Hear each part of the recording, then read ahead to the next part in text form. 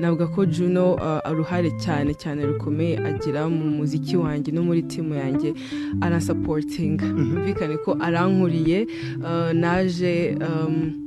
yaje kunyunganira mu bikorwa byanjye by'umuziki, usibye ko nawe ari umuziki ku ruhande tukaba duhuje umuntu tureberera inyungu, ako by'umwihariko n'umuntu nubaha cyane, ufite imana ikomeye, ungira inama kandi mfasha aho bikwiye. Ubwo muri rusange si manager wawe rero?